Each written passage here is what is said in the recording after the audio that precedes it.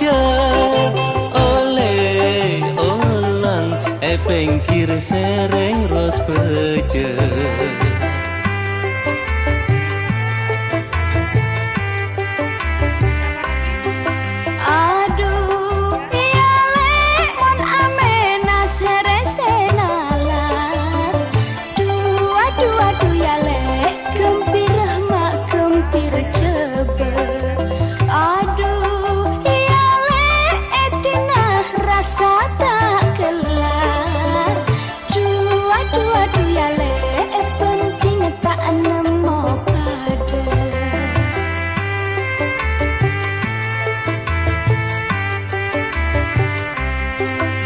Aduh, ya lek mon olar alengker.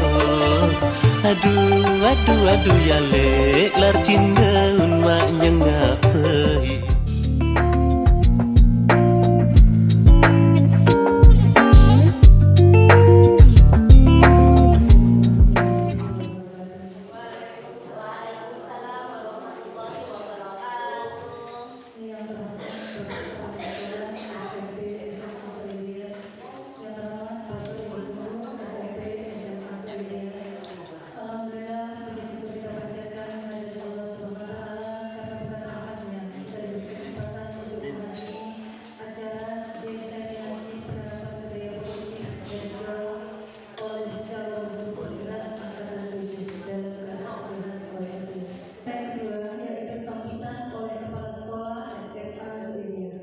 Sambutan akan disampaikan oleh Bapak Kadis Sarjana Sosial Magister Manajemen Pendidikan. Kepada beliau dipersilakan. Terima kasih. Assalamualaikum warahmatullahi wabarakatuh. Yang terhormat calon guru madrasah 7 SMP dan SMA Setia serta kader guru yang berbahagia. Bapak Ibu sekalian, kegiatan diseminasi sebenarnya ini adalah awal dari kita, dan itu pertama kali yang dilakukan oleh GGG, di mana ini adalah untuk melaksanakan kewajibannya menyelesaikan modul akhir, modul 1, yaitu 1.4, di mana bahan yang akan kita diseminasikan pada hari ini yaitu tentang budaya positif. Perlu kita ketahui Bapak Ibu, budaya positif itu sebenarnya adalah kebiasaan yang positif, di mana yang mengandung berbagai macam bagaimana karakter anak didik kita yang kita kenal di kurikulum Merdeka, yaitu tentang profil pelajar Pancasila. Dan untuk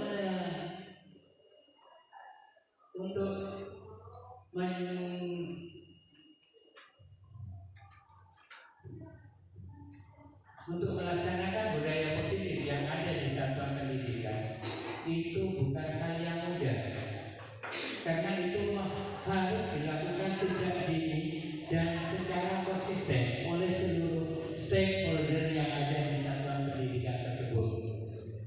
Salah satunya budaya positif itu adalah tentang kesadaran disiplin, di mana kesadaran disiplin yang ada sekarang, yang ada di satuan pendidikan kebanyakan itu masih bersifat motivasi ekstrinsik, di mana guru yang ada pada saat itu atau satuan pendidikan yang ada itu masih hanya menerapkan menyangkut sistem reward dan punishment, tidak menggugah kesadaran siswa bagaimana dia untuk membuat sebuah budaya positif itu bisa dipertahankan.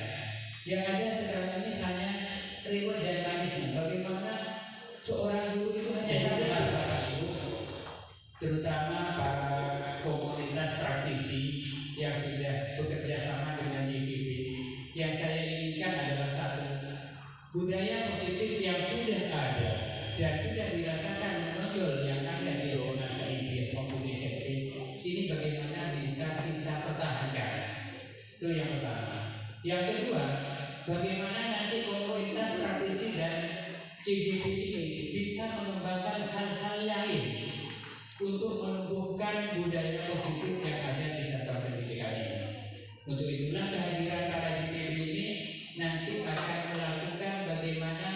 penyampaian ide-ide, penyampaian pemikiran tentang budaya positif yang harus kita jalankan di satuan pendidikan.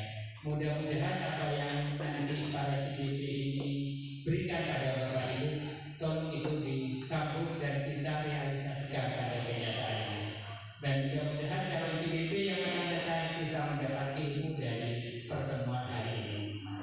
Demikian sambutan dari saya dengan ucapan Bismillahirrahmanirrahim.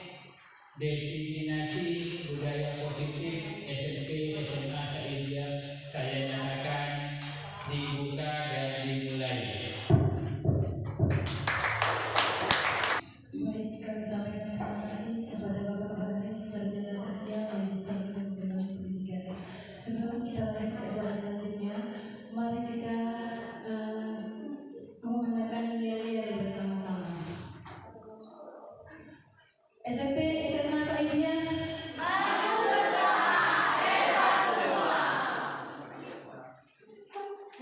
Yayasan Saidiyah.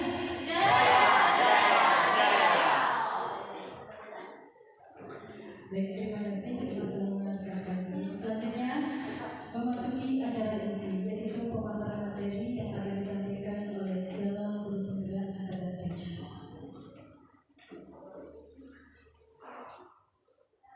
Sebelumnya, Assalamualaikum warahmatullahi wabarakatuh. Terima kasih atas segala waktu yang telah diberikan kepada kami. Terima kasih untuk kepala sekolah SMP dan SMA Saidiyah yang berkenan hadir pada acara desiminasi penerapan budaya positif pada hari ini. Dan tak lupa untuk Dewan Guru saya ucapkan terima kasih atas kehadirannya. Nah, sebelumnya perkenalkan, nama saya Maulana. Saya merupakan CDP Angkatan 7 Kabupaten Bangkalan, Provinsi Jawa Timur dari SMP Saidiyah. Dan pada kesempatan kali ini saya tidak ingin menggurui Bapak Ibu, saya cuma ingin menyampaikan atau sharing beberapa ilmu yang telah saya dapat dari mengikuti CDP dalam beberapa bulan ini. Dan kebetulan pada hari ini kami akan membahas tentang disiplin positif dan nilai kebajikan. Oke, next.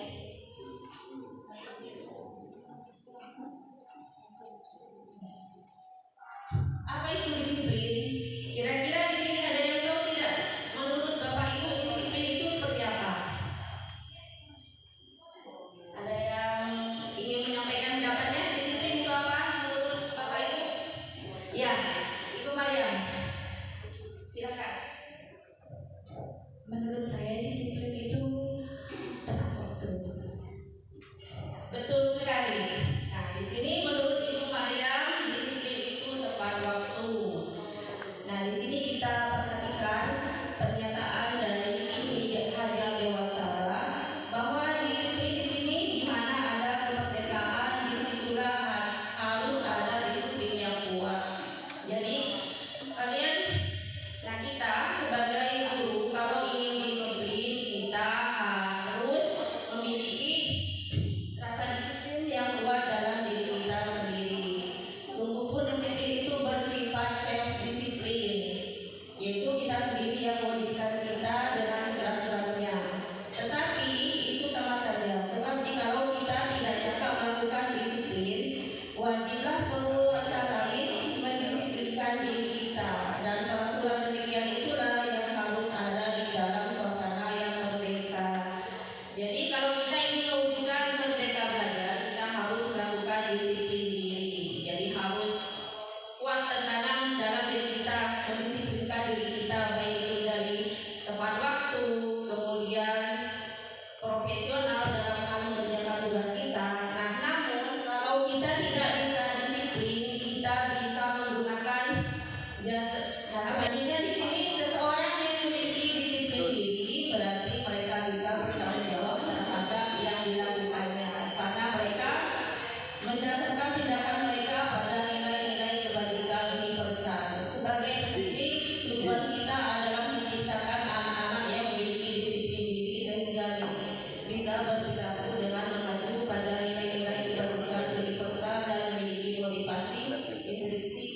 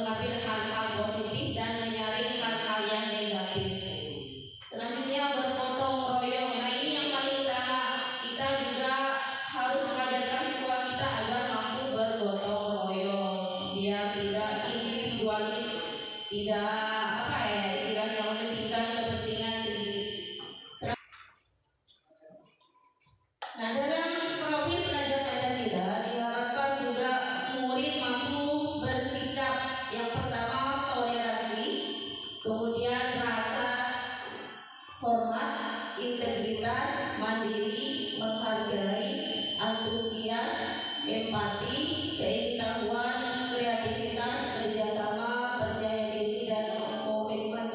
Nah, selanjutnya saya akan menyampaikan tentang nilai kebajikan. Nah, dalam nilai kebajikan di sini ada petunjuk seumur hidup dan keterampilan hidup.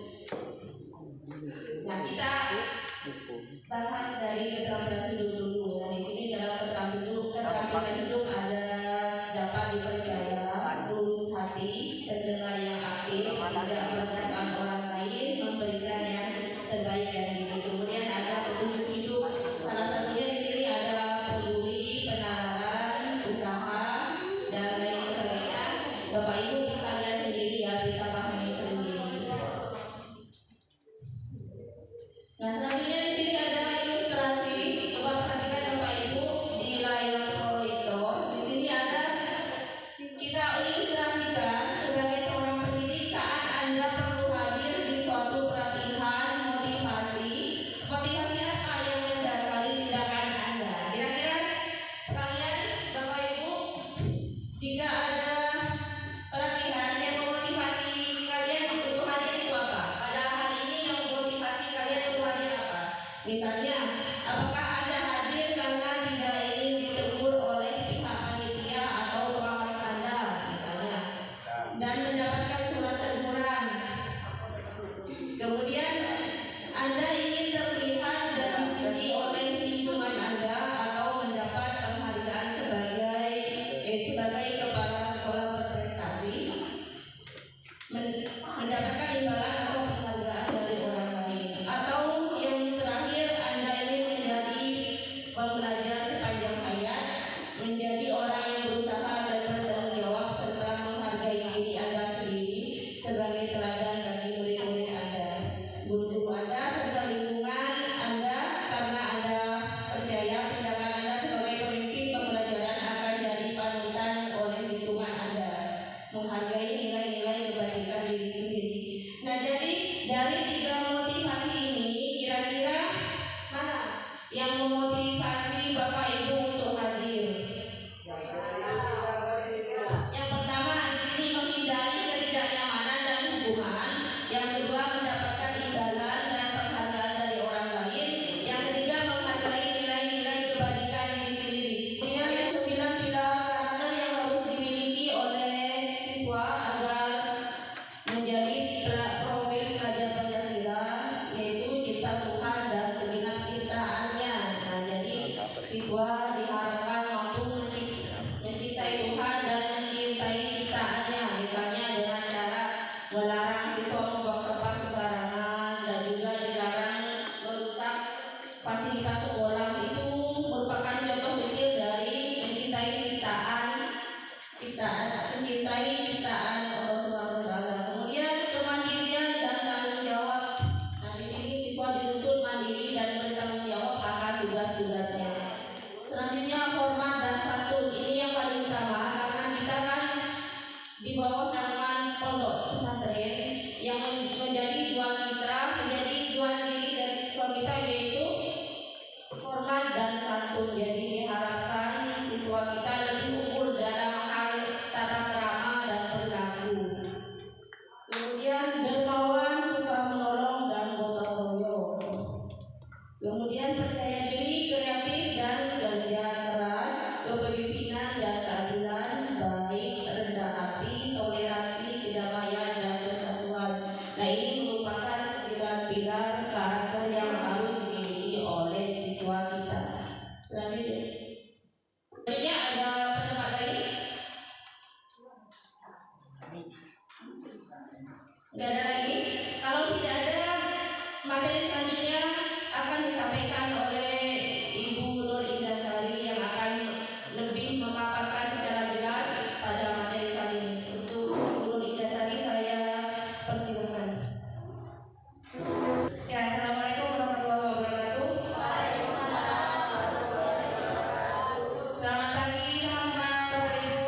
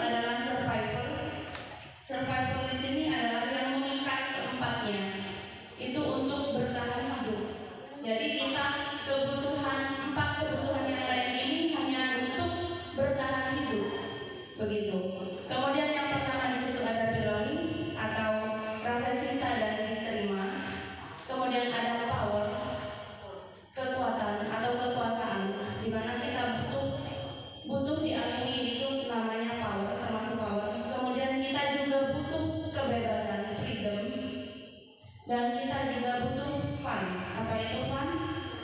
Kesenangan. Ya, next. Dari yang pertama dulu, kebutuhan bertahan hidup. Ini yang paling dominan. Kebutuhan bertahan hidup itu terdiri dari 3 kebutuhan. Kebutuhan fisiologis, yaitu berupa kesehatan, rumah, makanan, itu fisiologis. Kemudian kebutuhan biologis, yang ketiga adalah kebutuhan psikologis. Di sini yang mengenai perasaan aman. Ini kita juga berbicara tentang siswa ya. Next. Nah, kita masuk ke yang kedua, love and belonging. Kebutuhan untuk disayangi dan diterima meliputi kebutuhan akan hubungan dan koneksi sosial, kebutuhan untuk memberi dan menerima kasih sayang, dan kebutuhan untuk merasa menjadi bagian dari satu kelompok. Kebutuhan ini juga meliputi keinginan untuk tetap terhubung dengan orang lain, seperti teman, keluarga, pasangan hidup, teman kerja, binatang peliharaan, dan kelompok di mana kita tergabung. Siswa pun juga sangat membutuhkan itu. Jadi kalau siswa itu sudah merasa dia diterima dalam suatu kelompok atau dalam suatu daerah gitu, maka mereka itu akan merasa nyaman. Next. Ya, selanjutnya adalah kebutuhan kekuasaan, yaitu pengakuan atas kemampuan. Nah, ini yang paling banyak diharapkan untuk oleh peserta didik untuk terpenuhi, di mana peserta didik itu biasanya sangat suka jika dipuji, kemampuan mereka dihargai, gitu. Kebutuhan ini berhubungan dengan kekuatan untuk mencapai sesuatu, menjadi kompeten, menjadi terampil, diakui atas prestasi dan keterampilan kita, didengarkan dan memiliki harga diri. Kebutuhan ini meliputi keinginan untuk dianggap berharga, bisa membuat perbedaan, bisa membuat pencapaian kompeten, diakui dan dihormati. Jadi kalau untuk murid itu sekecil apapun kemajuan mereka, itu kalau bisa kita puji, ya bagus gitu. Next. Selanjutnya adalah kebutuhan kebebasan. Kebutuhan untuk bebas adalah kebutuhan atas kemandirian, otonomi, memiliki pilihan dan mampu mengendalikan arah hidup seseorang. Anak-anak dengan kebutuhan kebebasan yang tinggi menginginkan pilihan. Mereka perlu banyak bergerak, suka mencoba-coba, tidak terlalu terpengaruh orang lain, dan senang mencoba hal baru dan menarik. Ya, guys. Nah, selanjutnya ini kesenangan. Ini sangat identik dengan anak-anak ya.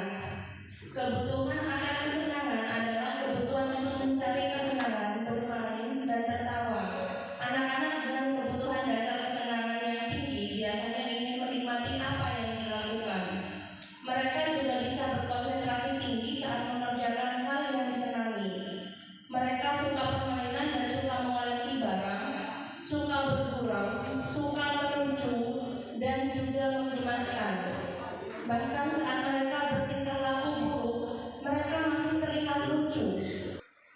Ya, next, dunia berkualitas. Dunia berkualitas itu apa ya? Kita tidak membicarakan dunia secara global ya. Yang kita bicarakan di sini adalah dunia kita sendiri, milik kita sendiri, hati kita sendiri. Apa sih yang diinginkan hati kita untuk menjadi seseorang yang berkualitas? Next. Nah, ini dunia berkualitas. Dunia berkualitas Anda adalah tempat khusus dalam pikiran Anda. Tempat Anda menyimpan gambaran representasi dari semua yang Anda inginkan. Bisa berisi orang-orang, hal-hal, dan apa saja yang terbaik dalam hidup Anda, dan membuat Anda merasa bahagia dan terpenuhi kebutuhan dasar Anda. Jadi dunia berkualitas itu hanya ada di pikiran kita sendiri. Itu juga ada di pikiran siswa. Mereka ingin menciptakan dunia yang seperti apa? Seperti itu. Nah, menurut Dr. William Glasser, dunia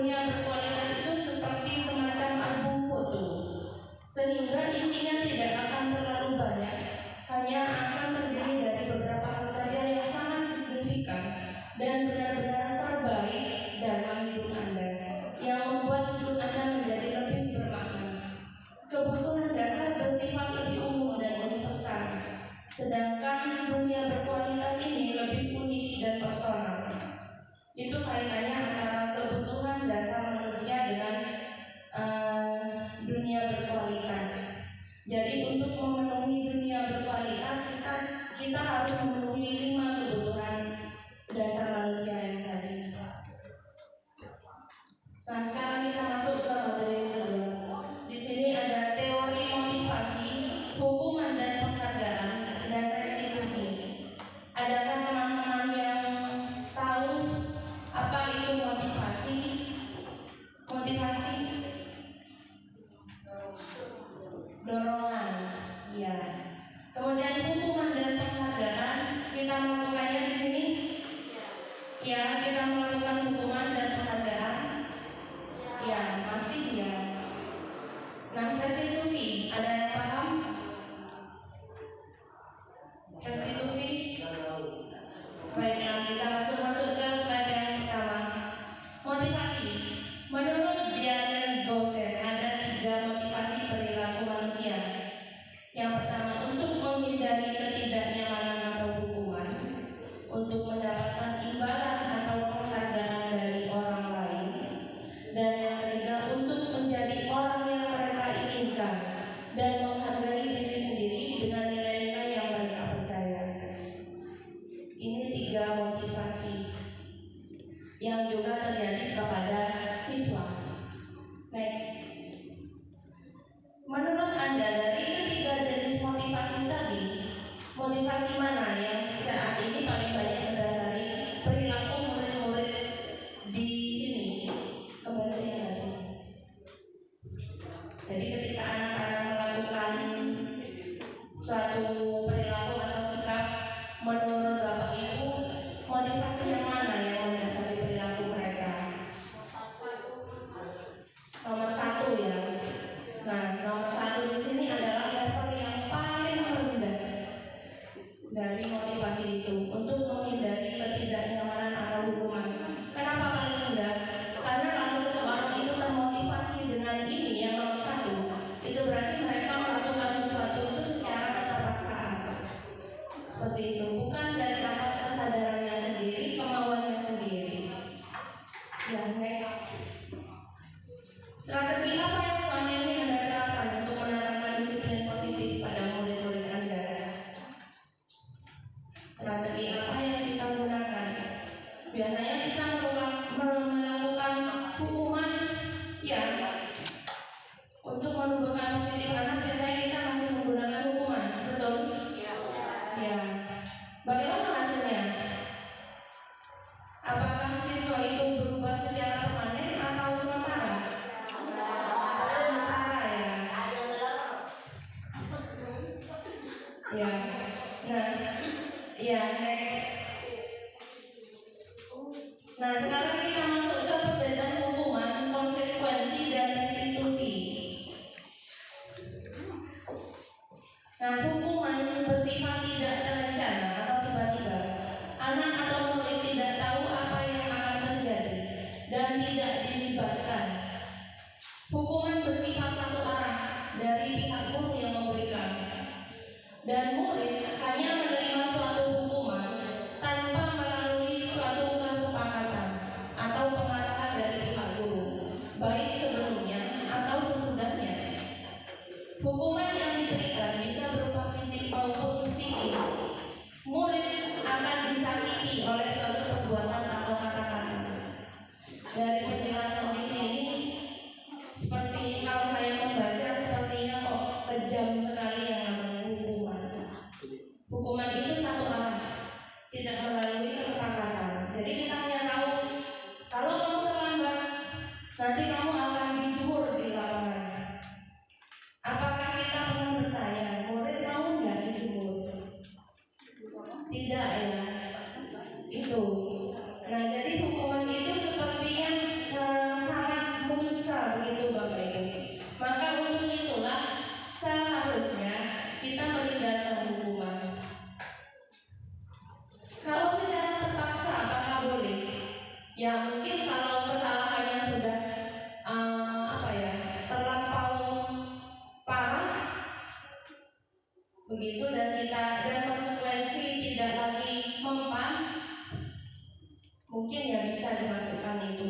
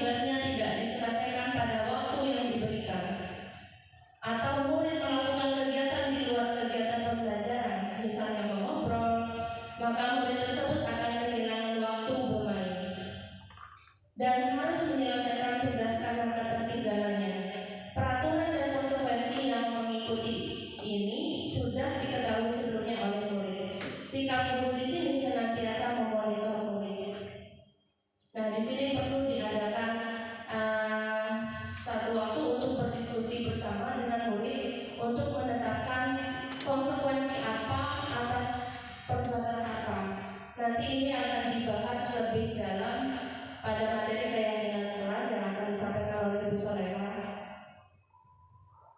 Next, restitusi. Yang ini tadi apa ya restitusi? Restitusi itu merupakan sebuah cara untuk menyelesaikan masalah sebagai upaya membantu siswa memperbaiki diri agar dapat kembali ke kelompoknya dengan karakter yang lebih baik dan lebih kuat. Jadi kalau ada siswa yang bermasalah, biasanya kita menghujani mereka dengan menyalahkan mereka sehingga mental mereka itu jadi down. Nah, pada restitusi kita itu bukan berlaku demikian, namun kita malah sebaliknya, kita memberikan penguatan kepada mereka sehingga ketika mereka selesai konseling gitu atau bimbingan, mereka itu akan kembali dengan karakter yang lebih kuat lagi. Itu restitusi. Jadi kalau ada anak yang salah bukan semakin disalahkan. Iya, gara-gara kamu kayak gini, kamu kayak gini, bukan. Nah, untuk restitusi yang penjelasan lebih lengkapnya nanti akan dijelaskan oleh Ibu Sri.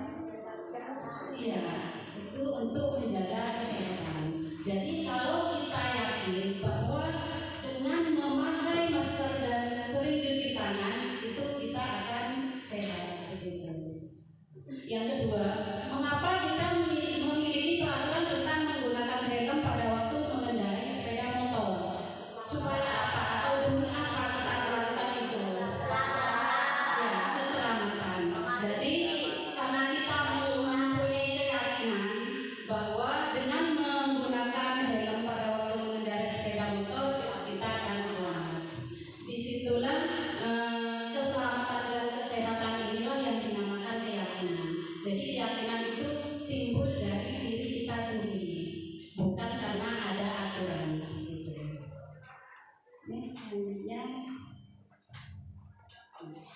jadi keyakinan kelas itu nilai-nilai kebajikan atau prinsip-prinsip universal yang disepakati bersama secara universal lepas dari perbedaan agama, suku, negara, dan bahasa. Itu menurut dosen 1998. Suatu keyakinan akan lebih memotivasi seorang dari dalam atau instinktif. Jadi keyakinan itu muncul dari dalam diri kita sendiri tanpa ada peraturan paksaan. Seseorang akan lebih bersemangat untuk menjalankan keyakinannya daripada hanya sekedar mengikuti peraturan. Jadi keyakinan itu diperoleh dari dalam diri kita sendiri. Jadi tidak ada paksaan. Berikutnya, beberapa waktu lalu saya sudah menerapkan keyakinan kelas di kelas 11 IPA, di mana kegiatan membuat keyakinan itu ada 3 tahap. Yang pertama berdiskusi tentang peraturan. Di sini saya menanyakan ke siswa, kelas impian seperti apa yang mereka inginkan agar tercipta suasana kelas yang nyaman. Begitu. Mereka menjawab, kelas yang bersih Bu, tidak berdurau Bu, tidak menaruh benda di kelas Bu, seperti itu, dan masih banyak lagi. Di situ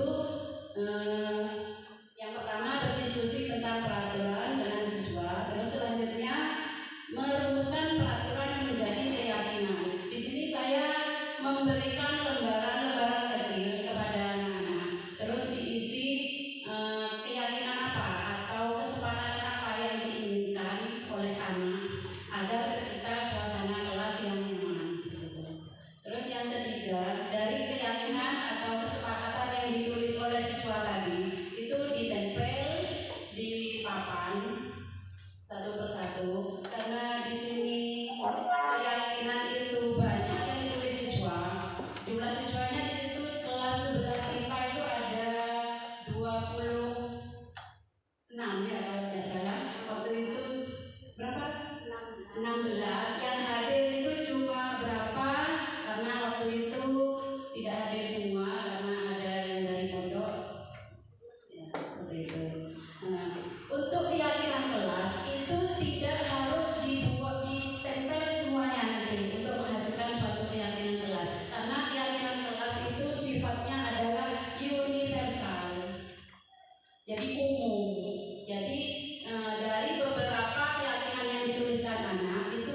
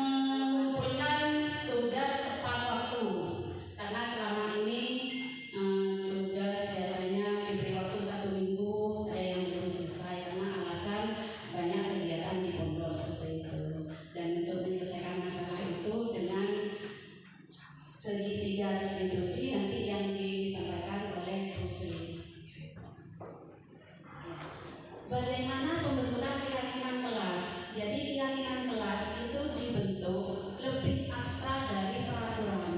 Kalau peraturan kan lebih ke apa ya? Lebih ke penekanan seperti itu.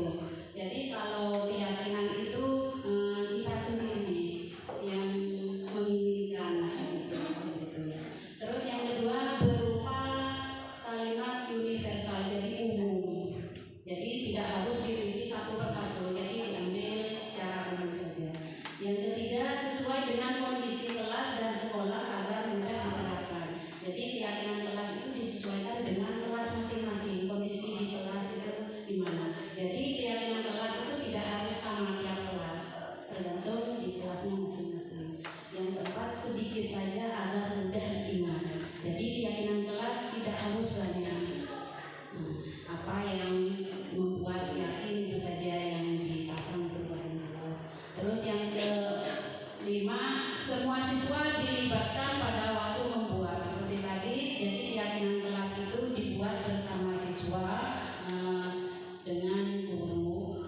Terutama keyakinan kelas itu dibuat khususnya wali kelas. Di sini ada peraturan. Peraturan dengan keyakinan tapi kan beda ya. Peraturan itu kalimatnya lebih ke penekanan, sedangkan keyakinan itu lebih ke yakin akan apa yang kita lakukan itu berdampak positif. Selalu mengembalikan buku ke tempatnya. Keyakinan apa? Atau nilai-nilai keyakinan apa dari kalimat itu yang bisa dibuat untuk keyakinan kelas? Ya, bertanggung jawab. Kalau kita mempunyai rasa tanggung jawab, kita pasti akan mengembalikan buku yang kita pinjam ke tempatnya. Seperti itu. Yang kedua, dilarang mengganggu orang lain.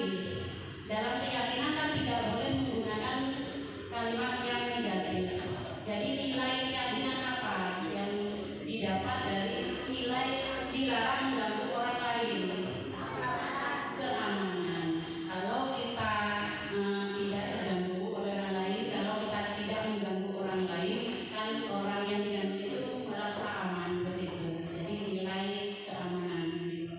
Terus yang ketiga, hadir di sekolah 15 menit sebelum pembelajaran dimulai. Disiplin. Karena itu termasuk disiplin. Disiplin itu harus lahir dari diri kita sendiri. Itulah yang dapat saya sampaikan. Semoga materi kali ini bermanfaat untuk kita semua dan dapat kita terapkan di kelas. Terima kasih. Assalamualaikum warahmatullahi wabarakatuh.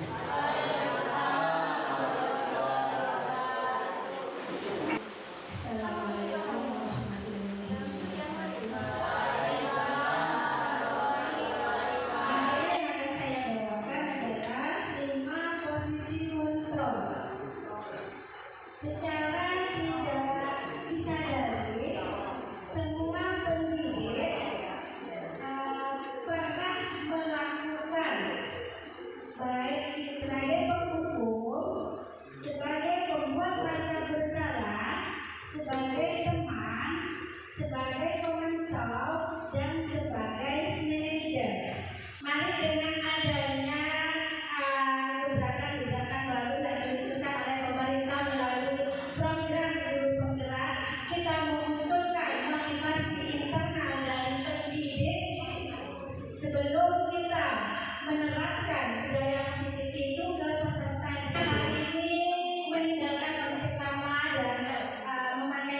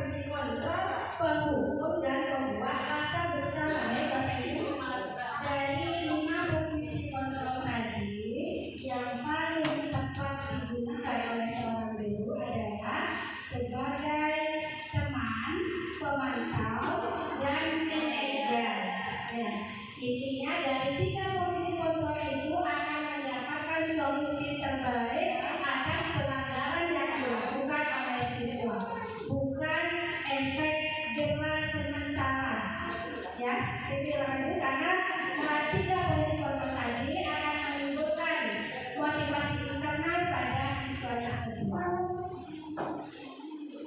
Kita beralih ke segitiga restitusi. Sebagaimana yang telah disampaikan oleh pemateri sebelumnya, Bu Maida Sari tadi sudah menjelaskan segitiga restitusi itu adalah sebuah proses menciptakan kondisi bagi murid untuk memperbaiki kesalahannya. Melalui restitusi, satuan pendidikan bisa membantu para murid untuk mencapai tujuannya, memiliki sifat disiplin positif dan memulihkan dirinya setelah berbuat salah. Langkah-langkah dalam segitiga restitusi, sebelum langkah-langkah kita ke tujuan terlebih dahulu, Bapak Ibu. Tujuan segitiga restitusi adalah sebagai salah satu cara menanamkan disiplin positif pada murid sebagai bagian dari budaya positif di sekolah. Langkah-langkah dalam segitiga restitusi, yang pertama adalah menstabilkan identitas. Yang kedua, validasi tindakan yang salah. Yang ketiga, menanamkan keyakinan. Menanyakan keyakinan. Kita mulai dari langkah yang pertama. Kita ambil studi kasus yang pertama tadi ya. Siswa mencontek misalkan saat ulangan. Jangan langsung ditegur di depan siswa, tapi kita pantau terlebih dahulu, kita amati. Ya, bukan mendukung kegiatan itu, tapi kita punya penilaian bahwa anak ini mencontek. Biarkan saja deh. Tapi setelah waktu pengumpulan, siswa tersebut dipanggil. Ya, ibu ada perlunya. Jangan langsung kamu capek, jangan. Ya, bisa malu anak itu. Jadi distabilkan dengan menggunakan kalimat seperti berikut. Pertama, kita mengucapkan kalimat seperti ini. Berbuat salah itu tidak apa-apa. Semua orang pernah berbuat kesalahan. Tidak ada orang yang sempurna. Ibu bapak guru pernah kok melakukan kesalahan. Ibu bapak tidak tertarik dengan kesalahanmu, tapi bagaimana mencari solusi dari kesalahanmu. Kamu berhak kok merasa begitu. Tidak apa-apa, namanya belajar. Kita coba lagi sama-sama. Kita cari kalimat yang pas agar anak itu tidak takut saat kita divalidasi. Ya, jadi kalau anak-anak takut terlebih dahulu, anak itu tidak akan terbuka, Bapak Ibu. Kita panggil anak itu ke ruangan, kita tanya. Ya, validasi tindakan yang salah. Kenapa tidak mencontek? Kenapa kok ibu tidak marah? Asalkan kamu jujur. Kita menanyakan nilai kebajikan, Bapak Ibu. Ya, kenapa?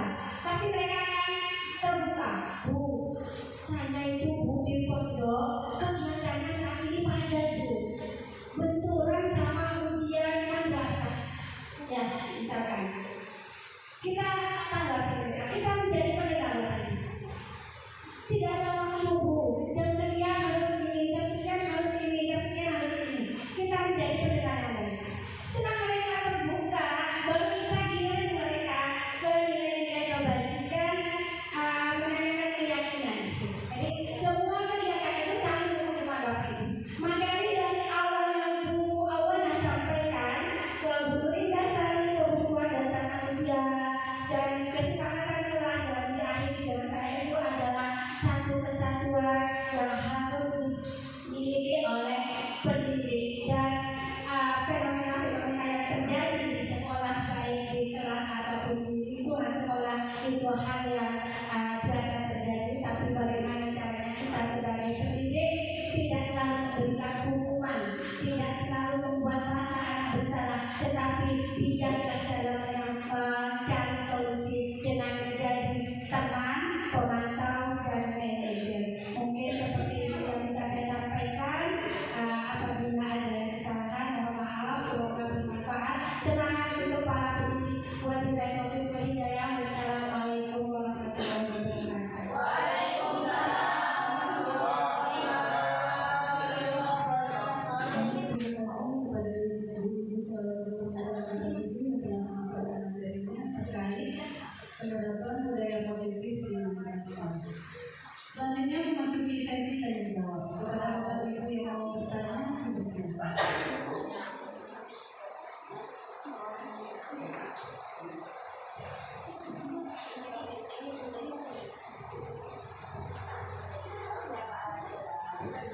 Terima kasih. Assalamualaikum warahmatullahi wabarakatuh.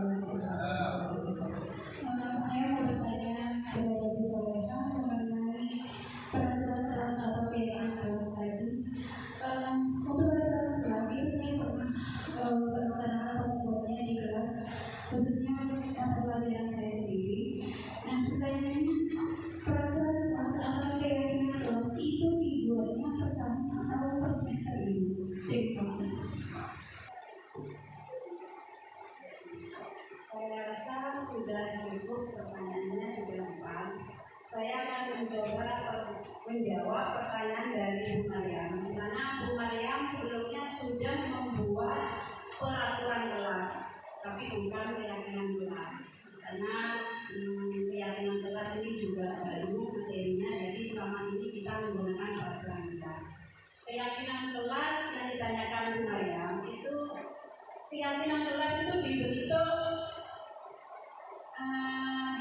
setiap 1 tahun sekali atau 1 semester 1 kali atau mana? Saya mencoba menjawab, mungkin kalau ada yang bilang bisa ditanyakan oleh teman yang lain. Sebenarnya keyakinan kelas itu sifatnya fleksibel, jadi bisa berubah atau tetap tergantung keadaan kelas, tergantung keadaan kelas masing-masing. Jadi kalau dirasa keyakinan kelas yang telah dibuat itu kurang atau tidak berjalan, bisa diubah. Jadi pembuatan keyakinan kelas biasanya di awal semester. Kalau di semester berikutnya dirasa kurang, bisa diubah. Jadi keyakinan kelas itu sifatnya fleksibel seperti itu. Tidak harus 1 tahun sekali atau 1 semester sekali. Kemudian tidak terasa kita telah sampai pada ujung acara. Selanjutnya